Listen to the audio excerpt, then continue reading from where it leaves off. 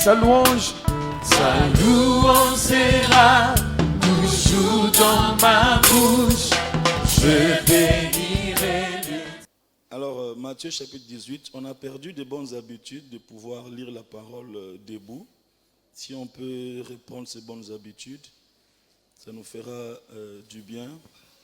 Et quand on se lève comme ça, on est en train d'être guéri par le Seigneur. Matthieu 17, nous voulons toucher les points du lieu très saint dans la prière. Et cette histoire va aussi nous aider. Matthieu 17. 6 jours après, Jésus prit avec lui Pierre, Jacques et Jean, son frère. Il les conduisit à l'écart sur une haute montagne. Il fut transfiguré devant eux. Son visage resplendit comme le soleil et ses vêtements devinrent blancs comme la lumière. Et voici Moïse et Élie leur apparurent, s'entretenant avec lui. Parce que quand tu montes la montagne, il y aura toujours Moïse et Élie. Pierre, prenant la parole, dit à Jésus, « Seigneur, il est bon que nous soyons ici. Si tu le veux, je dresserai ici 3 tentes. Une pour toi, une pour Moïse, une autre pour Élie. » Comme il parlait encore, une nuée lumineuse les couvrit. Et voici, une voix fit entendre la nuée ces paroles. « Celui-ci est mon fils bien-aimé, en qui j'ai mis toute mon affection.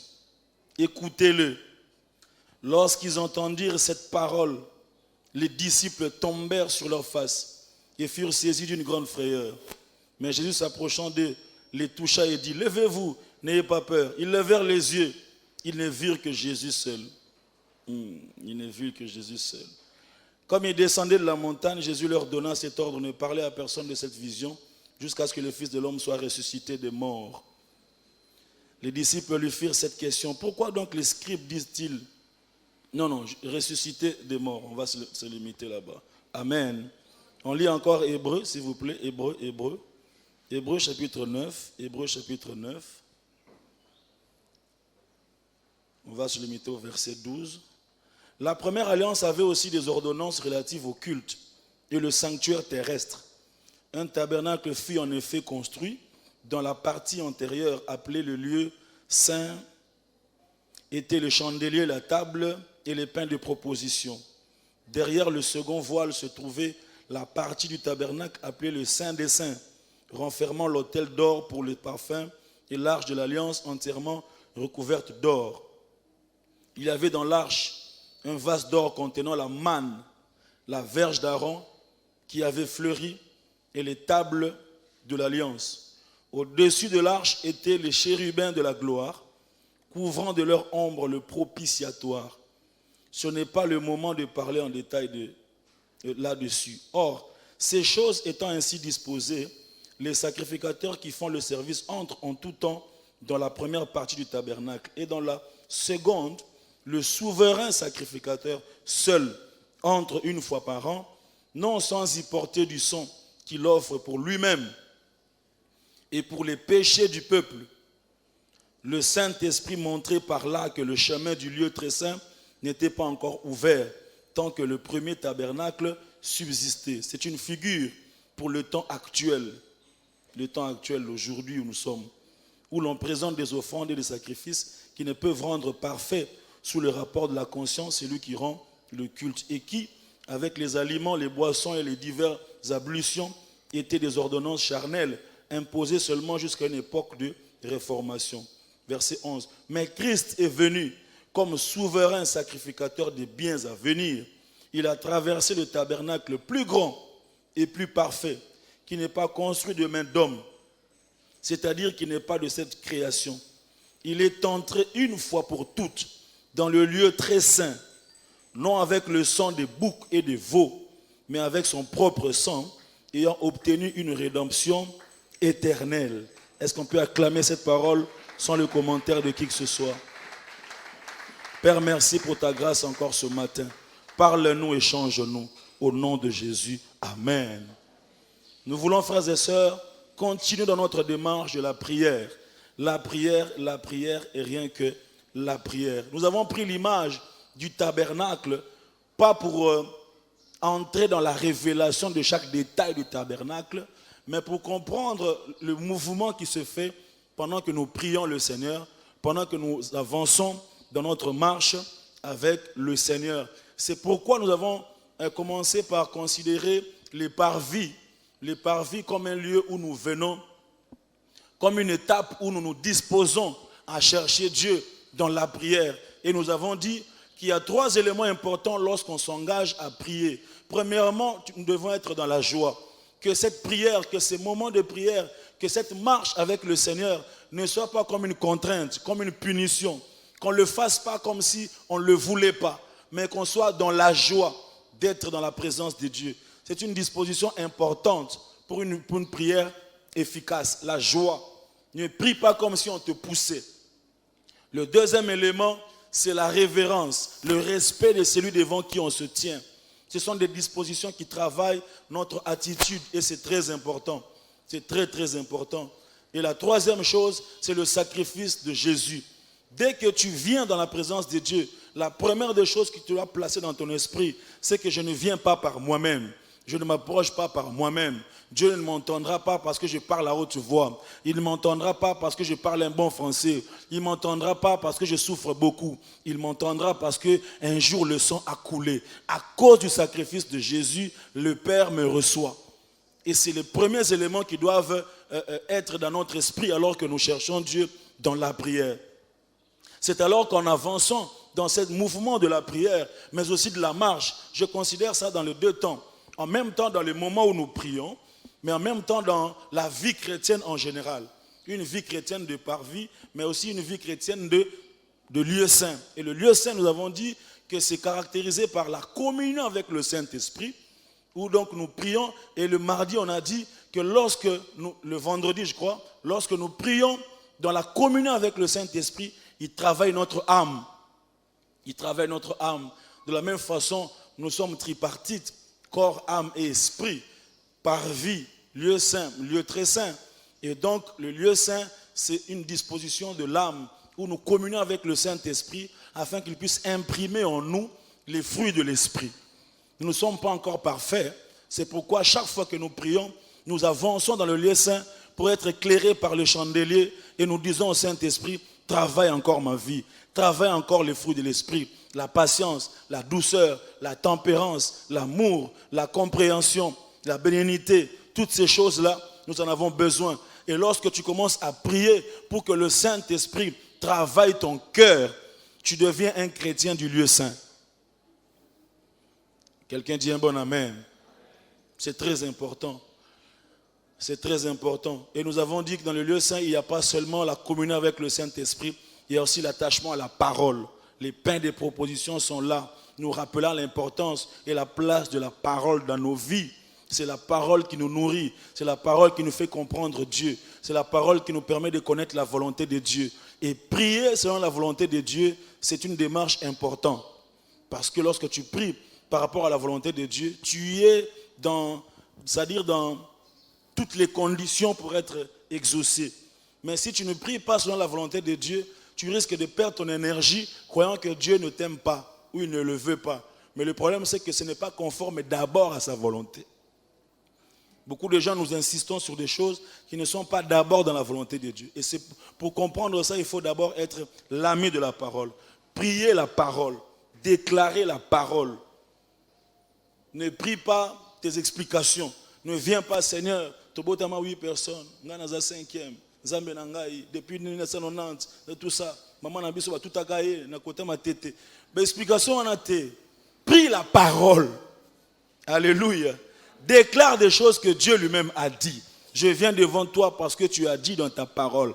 Approchez-vous avec assurance du trône de la grâce. Seigneur, c'est toi qui as dit, vous me servirez, j'éloignerai la maladie du milieu de vous. Éternel, n'est-ce pas toi qui as dit dans ta parole, vous me chercherez, vous me trouverez et je me laisserai trouver par toi. Éternel Dieu des armées, c'est toi qui as dit dans ta parole, invoque-moi, je te répondrai. Je t'annoncerai de grandes choses, des choses cachées. Je viens devant toi pour connaître les grandes choses. et les choses cachées. Cachées dans ma vie, cachées dans la vie de ma famille, cachées dans la vie de mes enfants. Je viens parce que le sang a coulé à la croix et la Bible dit que le rideau du temple a été déchiré. Je viens devant toi parce que ta parole me dit que dans ta maison, il n'y aura pas de femmes stériles ni de femmes qui avortent. Dieu Tout-Puissant, n'est-ce pas toi qui as dit dans ta parole que je serai la tête et non la queue? Et c'est sur base de cette parole que je m'approche de toi. Quelqu'un dit un bon amen. Ne raconte pas des histoires, des explications.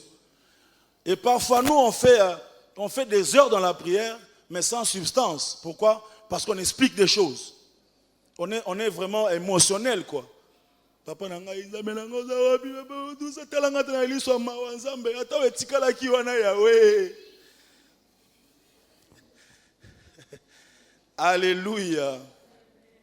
Et donc tous ces mouvements, frères et sœurs, se passent dans le lieu saint où nous prions pour les fruits de l'esprit, nous prions par rapport à la parole de Dieu et nous prions des prières d'adoration, de louange, de service. Nous avons dit que la vie du lieu très saint, la vie du lieu saint, c'est aussi la vie du service. C'est là que le sacrificateur est en mouvement. Il est en train de faire monter des aromates, des parfums. Il est en train de faire monter de l'huile. Il est là, il veille à ce que le feu ne s'éteigne pas dans le chandelier. Et aujourd'hui, nous continuons, frères et sœurs, dans la même optique pour évoquer le côté lieu saint de la prière, le lieu très saint plutôt de la prière. Et je voudrais nous rappeler d'abord les buts, plusieurs objectifs de la prière, mais permettez-moi de vous en rappeler 4. Le premier but de la prière, c'est de garder, n'est-ce pas, la chaleur de notre relation avec Dieu. C'est construire notre relation, garder cette chaleur. Nous prions pour que notre vie spirituelle ne devienne pas froide, pour que notre relation avec le Seigneur ne devienne pas éloignée, glaciale. Vous voyez, même dans notre vie en tant qu'humain, si la relation ne s'entretient pas, si on ne se voit pas, on ne se parle pas, on ne communique pas, on ne passe pas de temps ensemble, petit à petit, une distance va s'établir et la relation deviendra un peu froide. Vous voyez, même si vous avez un meilleur ami avec qui vous avez grandi, mais si les chemins se sont éloignés, l'autre commence à vivre très loin et il y a rarement d'appels, rarement de rendez-vous, rarement de tout ça. Et donc toi aussi tu as un autre environnement avec de nouvelles personnes, lui aussi là-bas. Même si vous avez été ensemble au lycée, mais cet écart-là fait que votre relation, n'est-ce pas, devienne froide.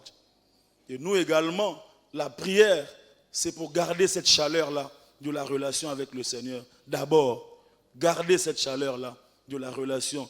Garder cette conscience-là que j'ai un Père qui est le créateur du ciel et de la terre. Garder cette conscience-là que je ne suis pas seul sur cette terre des hommes, que je n'affronte pas les défis tout seul. J'ai un Dieu qui marche avec moi. Et c'est le but pour lequel nous prions. Le deuxième but, c'est aussi écouter Dieu, recevoir ses instructions. Recevoir ses instructions. Il est important, en tant qu'enfant de Dieu, que nous puissions comprendre que notre Dieu parle, notre Dieu instruit, notre Dieu nous rappelle des choses. Notre Dieu est le Dieu qui est capable de nous interdire des choses et de nous autoriser des choses. Nous n'avons pas un Dieu qui est impersonnel, qui est un peu inactif, qui est inerte. Non, on n'invoque pas un morceau de bois. Vous savez, ceux qui invoquent des morceaux de bois, ils n'ont pas besoin de connaître la pensée du morceau de bois, sa vision des choses. Ils n'ont pas besoin de savoir s'il est d'accord ou pas. Il n'a pas besoin de savoir... Non, il a juste besoin de remplir les cérémonies et les rites.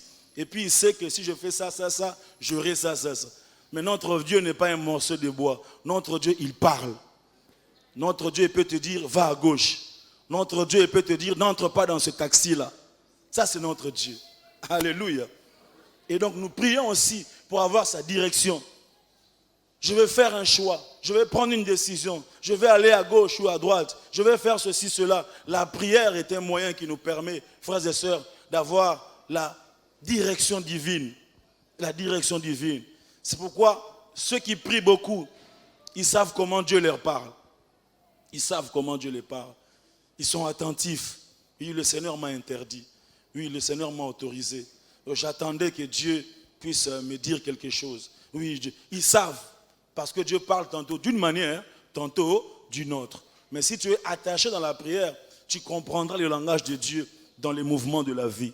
Et c'est le but pour lequel nous prions aussi. Et troisièmement, nous prions aussi pour faire connaître nos besoins. Pour faire connaître nos besoins à Dieu. Vous voyez le fameux demander, chercher, puis quoi encore? Demander, demandez, on vous donnera. Cherchez, vous trouverez. Et puis, frappez, on vous ouvrira. 7, n'est-ce pas? Matthieu 7. Alors donc, nous prions également pour ça. Nous prions également pour ça. Pour faire connaître nos besoins à Dieu. Ces besoins peuvent être les nôtres ou ceux des autres. Mais nous les présentons à Dieu dans la prière. Dieu n'est pas contre ces choses. Dieu n'est pas contre ces choses. Il n'est pas contre que tu lui demandes de l'argent, que tu lui demandes la nourriture, que tu lui demandes le diplôme, que tu lui demandes le mariage, que tu lui demandes... Ce n'est pas mauvais. C'est ici qu'on reçoit des choses comme ça. Quelqu'un dit un bon amen. Donc lorsqu'on prie à l'église, n'ayez pas honte de dire, Seigneur, je veux un mari qui soit beau, de belle taille. Bon, tout dépend. Mais l'oba. Parce qu'il y a des gens, quand il s'agit de prières comme ça, ils baissent la voix. Seigneur, je veux un mari. Seigneur, donne-moi un mari. Je t'adore, Seigneur, je te loue. Ça me pèse un bon. Alléluia. Amen, amen. Mais nous prions également pour exercer, comment dire ça? Pour pouvoir exercer notre pouvoir, je voulais dire, exercer notre pouvoir, mais également revendiquer nos droits en tant que fils et filles d'alliance. Dans l'alliance, il y a des droits et des obligations. Il y a des choses qui t'appartiennent. Et donc, tu ne demandes pas seulement, mais tu es dans tes droits de les revendiquer, mais aussi tu es dans le droit d'exercer ton pouvoir sur les méchants, ton pouvoir sur le monde des ténèbres. C'est pourquoi, frères et sœurs, toute prière n'est pas forcément adressée à Dieu, mais il y a des prières, il y a une dimension des prières qui sont des déclarations en fait sur des réalités de la vie. C'est pourquoi le Seigneur Jésus disait, celui qui a la foi, il dira à cette montagne. Vous voyez, il dira à cette montagne. Il ne dira pas à Dieu d'ôter la montagne, mais il s'élèvera devant la montagne. C'est pourquoi lorsque nous prions aussi, nous prenons le temps de nous tenir devant les montagnes de nos vies et de leur dire des choses. De leur dire des choses. Et c'est important, frères et sœurs, que nous puissions comprendre ces dimensions-là de la prière. Comprendre ces dimensions-là dans la prière. Et lorsqu'on traverse toutes ces étapes, le lieu très saint devient cette dimension de la prière où on vit la plénitude de la présence de Dieu. Vous voyez, on a traversé, on était dans la joie, on a prié que le Saint-Esprit puisse travailler notre âme, qu'il enlève les blessures intérieures. Nous prenons du temps de la communion avec le Saint-Esprit et après on atteint une dimension de la plénitude. Et là, c'est seulement le souverain sacrificateur qui avait le droit. Heureusement qu'aujourd'hui, en Jésus, nous sommes tous un royaume des sacrificateurs. Et lorsqu'il est allé à la croix, le rideau du temple a été déchiré de haut en bas. Quelqu'un peut dire de haut en bas. De haut en bas signifie du ciel vers la terre. Ça signifie l'initiative est venue d'en haut.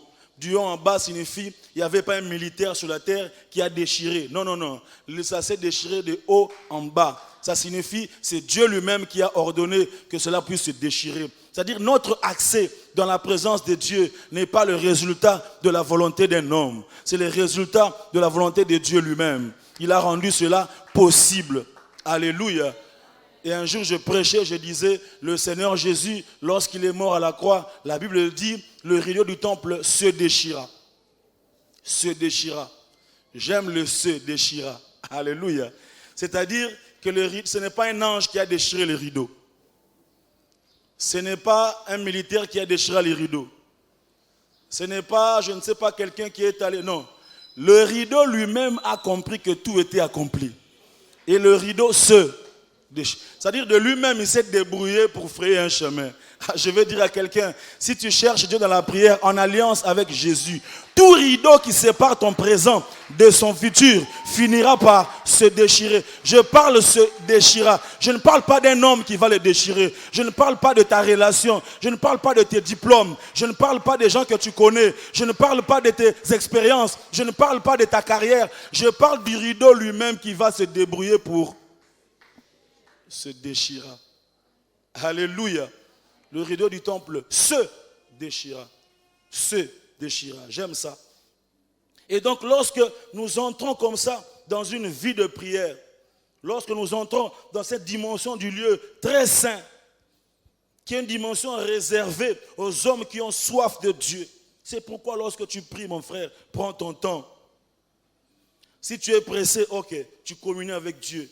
Mais à un certain moment de la vie, il faut trouver des temps où tu prends le temps dans la présence de Dieu. Tu te bats vraiment pour trouver le temps dans la présence de Dieu. On est emporté par l'éclat de sa gloire. On est là dans le lieu très saint, devant l'arche, devant les chérubins qui sont sur l'arche. Il y a le propitiatoire, la couvercle qui est là. Tu viens avec le sang de l'agneau. Tu viens communier avec ton Père. Et c'est une dimension de prière où on se perd dans la présence de Dieu, où on n'a même plus les mots qu'il faut. On n'a plus le bon lingala, on n'a plus le bon français. On est absorbé par la gloire de Dieu. Une dimension de prière où le Saint-Esprit nous prend en charge et nous bombarde de parler en langue. Une dimension de prière où on est ébloui par la présence de Dieu. Je voudrais poser la question à quelqu'un. As-tu déjà atteint cette dimension-là dans tes moments de prière? Es-tu déjà arrivé à ce point-là où tu ne vois plus le temps qui passe? Tu n'as plus les mots qu'il faut. Tu es dans la présence de Dieu.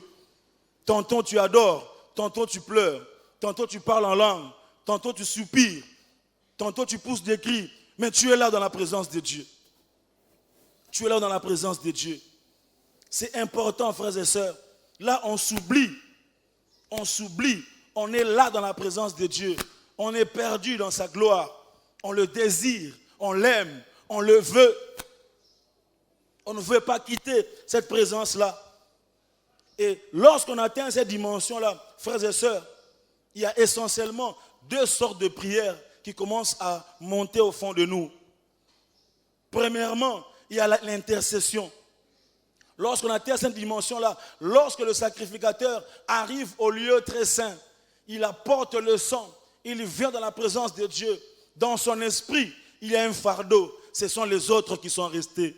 Je viens devant toi, pas seulement pour moi, mais je viens devant toi pour ceux qui sont dans les parvis. Pardonne leurs péchés, écoute leurs prières, bénis leurs récoltes, bénis leurs champs. Je viens les représenter. Frères et sœurs dans le Seigneur, des hommes et des femmes qui accèdent au lieu très saint, mènent une vie chrétienne qui représente les autres.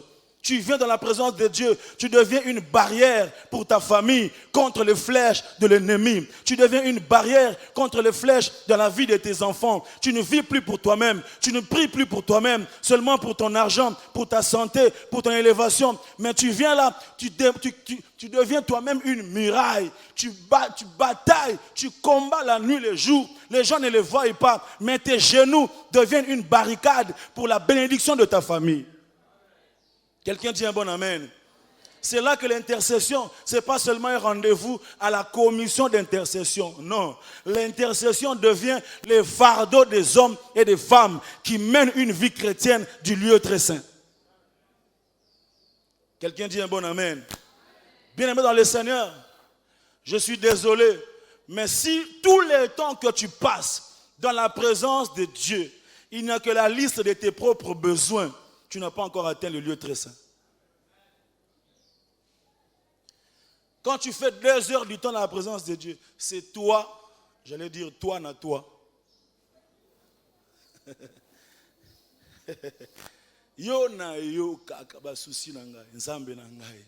3 dimanches yango, nesaka na robe moko papa, talandi bato komotala ngai nzambe yo muto pesaka pesanga ata parfum yawe ata malizi yawe malizia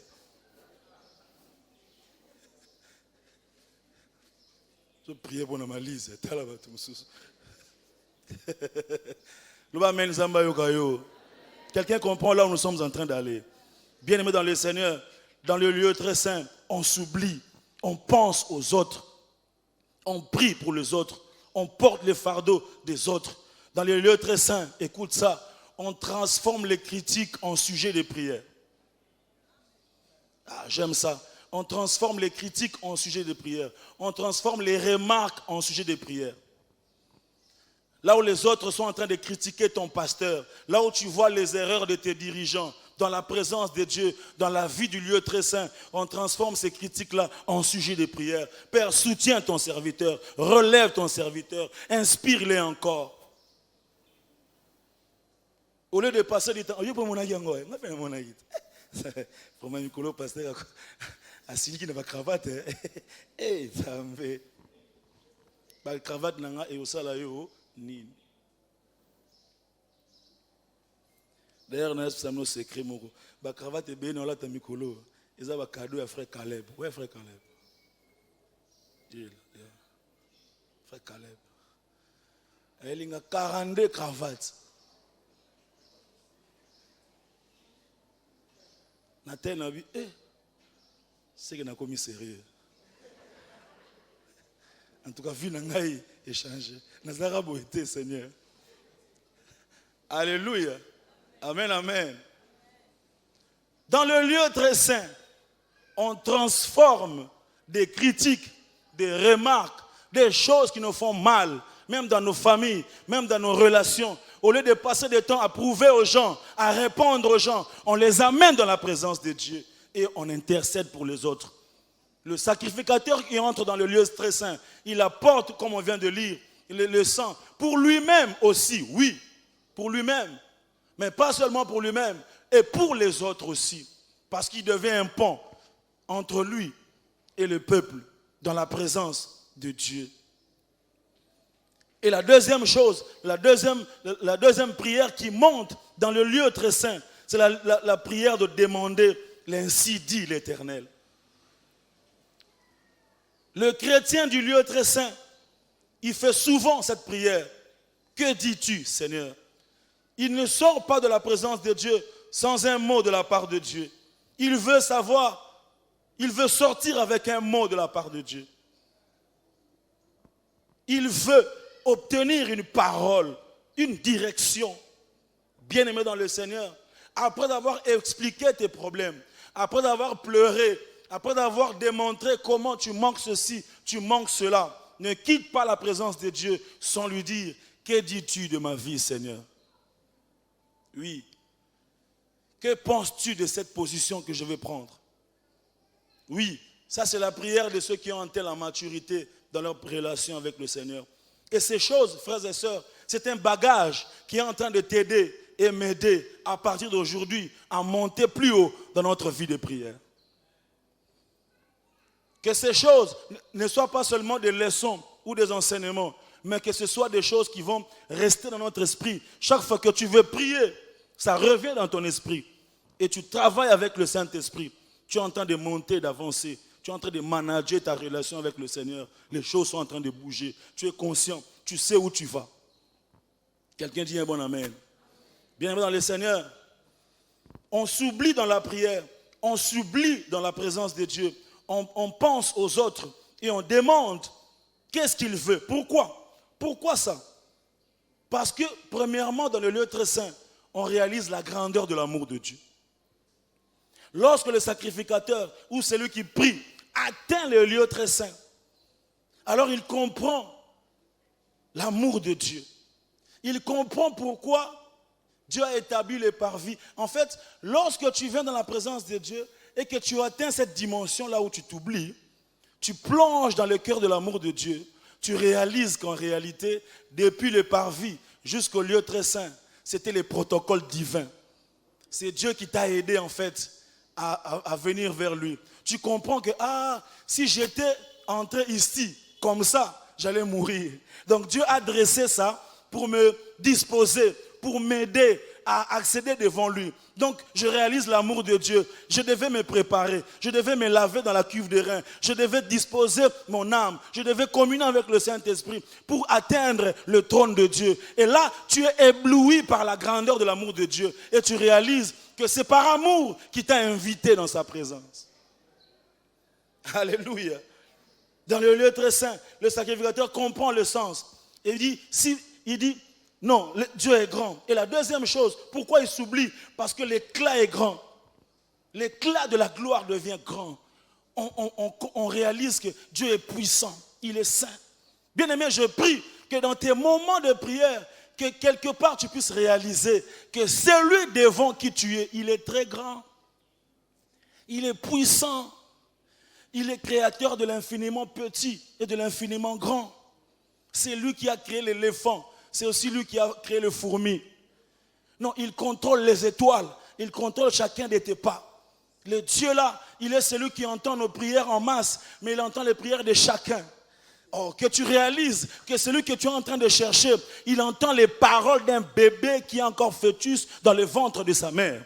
Que tu réalises que son éclat est trop grand. C'est lui qui élève, c'est lui qui abaisse. Que tu comprennes que c'est lui qui a créé les yeux, les oreilles, c'est lui qui a créé le système nerveux. Le système nerveux, c'est plus que le système électrique des barrages d'Inga. Le système nerveux, c'est lui qui a créé ça. C'est lui que tu adores. Il habite une lumière inaccessible. Les anges se prosternent devant lui. Ils ne savent pas voir sa face. C'est lui devant qui tu te tiens. Il est extrêmement grand et puissant. Devant son trône, il y a des éclats, il y a des chérubins, il y a des anges, il y a des myriades qui chantent sa gloire et son honneur. C'est lui qui est devant toi. Il est capable de bouger tes entrailles et enlever l'appendicite. C'est lui qui est avec toi. Il est capable de changer, d'enlever l'hypertension, d'enlever le diabète. Il est puissant. Quand tu réalises ces choses, le succès devient possible. Quand tu réalises ces choses, la guérison devient possible. Lorsque tu réalises ces choses, tu comprends que non, l'éclat est trop grand, frères et sœurs. Lorsque Pierre a vu la transfiguration, la Bible dit qu'ils se sont éblouis. Il dit non mais c'est extraordinaire ça. Il dit restons ici. Pourquoi il s'est oublié? Parce que l'éclat était grand. Il dit non, restons ici. Dressons 3 tentes pour toi, pour Élie, pour Moïse. Bien-aimé dans le Seigneur, est-ce que tu es déjà arrivé à ce point-là dans ta marche avec Dieu? Est-ce que tu as déjà atteint ce point-là dans ta marche avec Dieu? Frères et sœurs, l'éclat est grand. Le sacrificateur, il vient, il constate la grandeur. C'est lui. C'est pourquoi le Seigneur Jésus, quand il est venu sur cette terre, comme un souverain sacrificateur, il est né dans la chair, comme dans les parvis. Il a travaillé sa vie. Il a fait presque 18 ans d'anonymat. Le seul moment où on l'a vu, c'était à 12 ans dans le temple. Et puis après, on le voit encore à 30 ans. Pourquoi? Parce qu'il travaillait les parvis. Il travaillait son attitude. Il travaillait sa croissance. Et puis après, il est entré dans le service, un peu comme dans le lieu saint. Il a commencé à guérir les malades. Il a commencé à parler de l'adoration. Il a commencé à enseigner. Il a commencé à annoncer la bonne nouvelle. Et puis après, à la croix, quelque chose s'est passé. Il est allé dans la gloire. La Bible dit, il a remis son esprit. Parce que l'esprit, c'est la dimension du lieu très saint. Je remets mon esprit entre tes mains. Et il monte dans la gloire. Lorsqu'il monte dans la gloire, il est assis. Et lorsque tu es assis dans la gloire de Dieu, tu t'oublies toi-même. C'est pourquoi il est devenu intercesseur. C'est pourquoi l'activité qu'il fait au ciel, c'est intercéder pour lui, pour nous. Pourquoi? Parce qu'il est au lieu très saint. Parce qu'il est au lieu très saint. Il est ébloui par la gloire de son Père. C'est pourquoi il intercède. Je prie que tu comprennes ces choses. Quelqu'un dit un bon amen. Oh, dis un bon amen. Dieu nous amène quelque part dans le souffle de vie. C'est lui qui entre dans cette saison et qui comprend ces choses. La vie ne sera plus jamais la même. Sa vie ne sera plus jamais la même. Tu vivras une relation avec Dieu de manière extraordinaire. Dieu n'est pas un homme. Dieu, on marche avec lui. Dieu, on avance avec lui. Dieu, on le comprend. Dieu, on l'aime.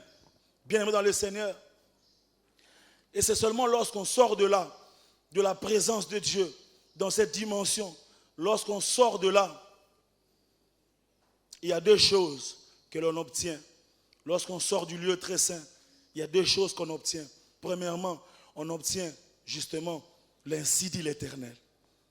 On sort avec une parole précise, un oui ou un non, une direction, une orientation.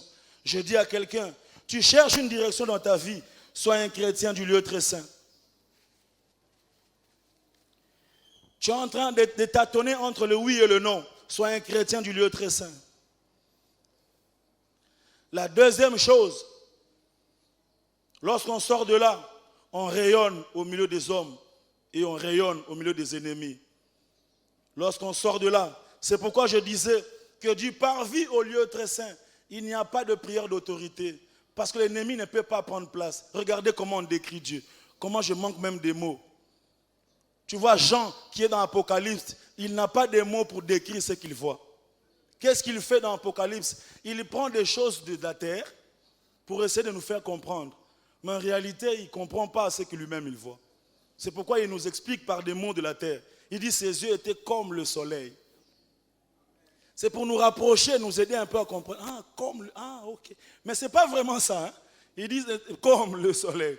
Il dit son visage était comme, semblable à ceci. Il avait des pierres semblables aux diamants, aux émeraudes. Ce n'est pas vraiment ça. Mais il n'a pas de mots pour le décrire.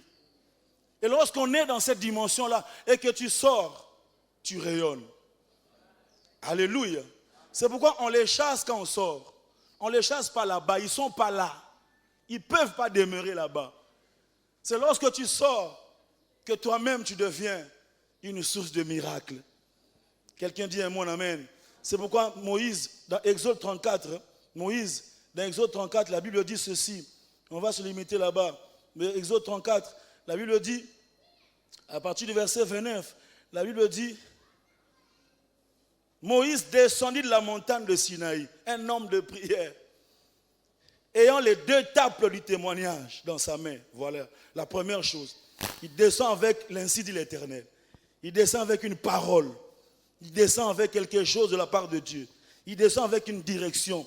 Frères et sœurs, sois un homme de prière pour aider ton église. Je dis, sois un homme de prière pour aider ton église. Je dis, sois un homme de prière pour aider ton église. On a besoin de direction. On a besoin d'orientation. On n'a pas besoin des émotions. On n'a pas besoin de l'intellectuel seulement. On a besoin d'une parole fraîche qui vient de Dieu. Alors, si tu ne veux pas prier pour toi-même, prie au moins pour l'église. Dis à ton voisin, prie au moins pour l'église. Comme ça, lorsque tu viendras, tu nous diras, regarde ce que l'Éternel a dit. Tant. Et nous, on dira Amen et on l'accomplira. Bien-aimé, il descend avec les tables de témoignage. Et il ne savait pas que la peau de son visage rayonnait. J'aime ça. Parce qu'il avait parlé avec l'Éternel. Verset 30. Aaron et tous les enfants d'Israël regardèrent Moïse. Et voici, la peau de son visage rayonnait. Il craignait de s'approcher de lui. Je dis à quelqu'un, tu veux que tes ennemis te craignent. Sois un homme de prière. Demeure dans la présence de Dieu. Bien-aimé dans le Seigneur, lorsque tu sortiras de là, tu ne vas même pas crier, oh non, non, tu ne vas même pas crier. Tu vas tellement rayonner qu'ils vont te fuir. Oh, je vois tes ennemis te fuir au nom de Jésus. Non, je les vois te chasser au nom de Jésus. Tu entres, l'oncle là dit, pourquoi? Parce que tu rayonnes. Tu rayonnes de la gloire de Dieu. Bien-aimé dans le Seigneur, tu rayonneras devant tes ennemis. Et seulement lorsque tu rayonnes, c'est alors que, vous savez, le Seigneur Jésus, il chassait les démons après la prière du matin. Et je ne pense pas que la prière du matin, c'était la prière de chasser les démons. Non. Il communiait avec le Seigneur. Il était dans sa relation avec son Père. Il aimait son Père. Il savourait sa gloire. Il rayonnait. Et lorsqu'il sortait, il disait seulement, Lazare sort. Et puis c'est fini. Et puis il dit, sois guéri. Il dit, lève-toi. Il dit, allez chez les pourceaux. Il fait des choses comme ça. Frères et sœurs dans le Seigneur, je prie que ta relation avec Dieu soit tellement saturée par la gloire de Dieu, que tes prières d'autorité deviennent de plus en plus petites, mais tes prières de communion, d'adoration, d'attachement deviennent de plus en plus grandes. Nous avons un problème dans notre pays, c'est que les choses ont tellement pris se sont tellement enracinés que être un homme de prière signifie chasser beaucoup de démons. Même quand je dis là, pour certains, ça n'entre pas vraiment. Pasteur, on a ça à 2 heures du temps en présence. On a chassé bon, pendant 15 minutes. Bon, 1h45, non, ça n'est. 1 heure du temps. Je vais ma famille n'a bisoté. Mais si tu es rempli de lui, tu es rempli de sa parole, tu es saturé par sa grandeur, par sa présence, tu descends comme ça. Quand on dit Aaron et les enfants d'Israël, ça c'est des rebelles, des contestateurs, des gens qui ne croyaient pas en Moïse. C'est lui qui a fabriqué les veaux d'or, toutes ces choses-là. Quand ils l'ont vu, ils ont baissé leur tête parce qu'il rayonnait au milieu de ses ennemis. Il rayonnait au milieu de ses ennemis. Frères et sœurs dans le Seigneur, voici des éléments qui peuvent nous aider à avancer dans notre vie de prière. Voici des choses qui peuvent nous aider à avoir une autre perception de Dieu et notre démarche, notre marche avec le Seigneur. Voici des choses qui peuvent nous faire grandir et faire de nous des hommes et des femmes qui sont utiles pour leur propre vie, pour leur famille et pour leur église. Que Dieu bénisse cette parole ce matin.